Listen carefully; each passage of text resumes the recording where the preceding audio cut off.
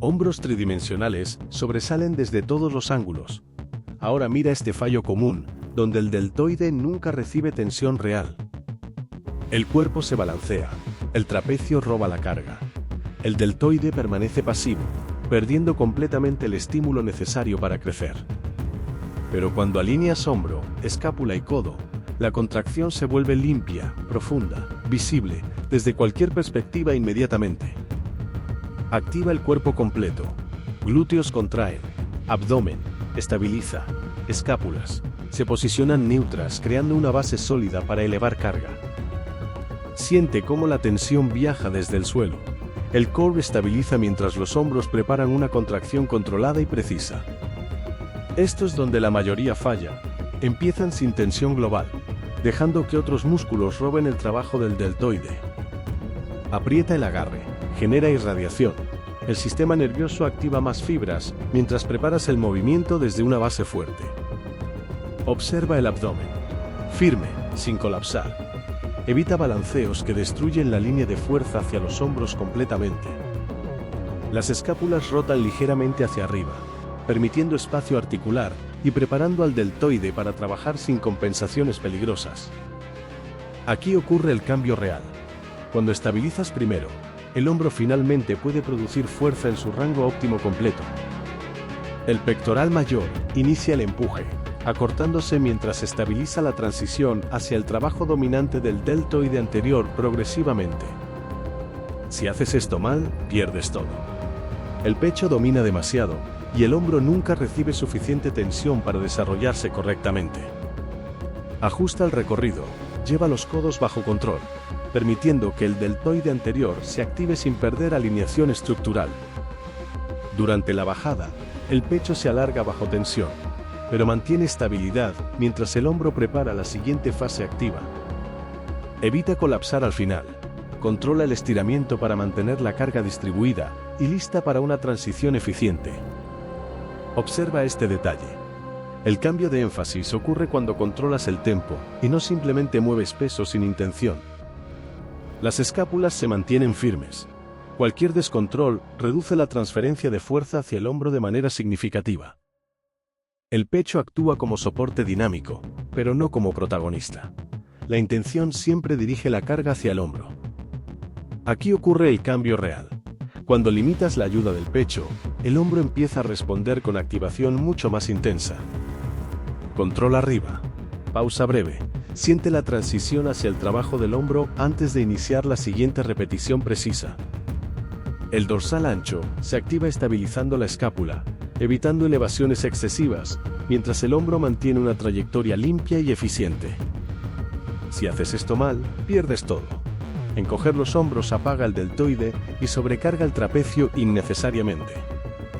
Tira de los codos hacia abajo y atrás. El dorsal se acorta controlando la escápula y creando una base estable. Durante la fase excéntrica, el dorsal se alarga bajo tensión, guiando el movimiento sin perder alineación ni control estructural. Observa este detalle. La estabilidad de la espalda define cuánta tensión real llega finalmente al hombro en cada repetición. Aquí ocurre el cambio real. Cuando el dorsal estabiliza correctamente, el deltoide trabaja sin interferencias ni compensaciones externas. Mantén el pecho abierto. La columna torácica extendida permite un mejor posicionamiento escapular y mayor eficiencia en el movimiento. Evita redondear la espalda. Eso desconecta la cadena posterior y reduce drásticamente la calidad del estímulo muscular. El dorsal no impulsa el movimiento, lo controla. Su función es guiar y estabilizar, mientras el hombro ejecuta la acción principal. Siente la conexión. Cada repetición se vuelve más precisa cuando la espalda actúa como soporte activo constante.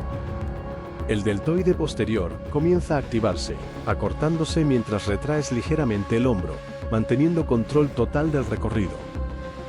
Si haces esto mal, pierdes todo. Mover solo los brazos elimina la activación real del deltoide posterior completamente. Inicia desde la escápula. Retrae primero, luego mueve el brazo, permitiendo que el deltoide posterior se contraiga correctamente. Durante el estiramiento, el deltoide posterior se alarga bajo carga, acumulando tensión para una contracción más efectiva después. Observa este detalle.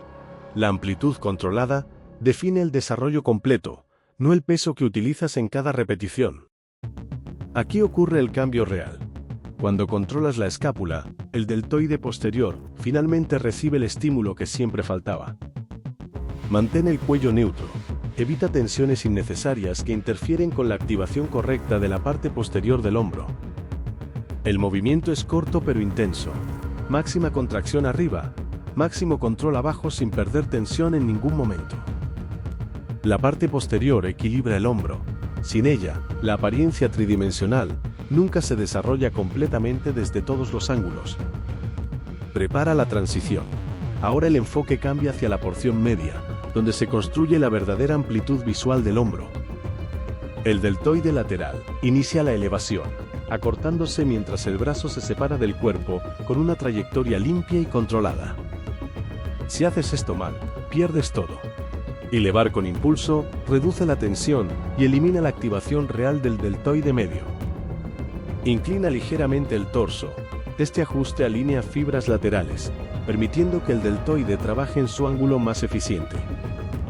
Durante la bajada, el deltoide lateral se alarga bajo carga, manteniendo tensión constante sin dejar caer el peso pasivamente. Observa este detalle. La muñeca se mantiene neutra, evitando que el antebrazo robe protagonismo durante la elevación. Aquí ocurre el cambio real. Cuando controlas la excéntrica, el hombro comienza a ganar volumen visible desde el frontal. Eleva hasta línea del hombro. Más alto desplaza la carga al trapecio, reduciendo el trabajo efectivo del deltoide lateral. Mantén el codo ligeramente flexionado.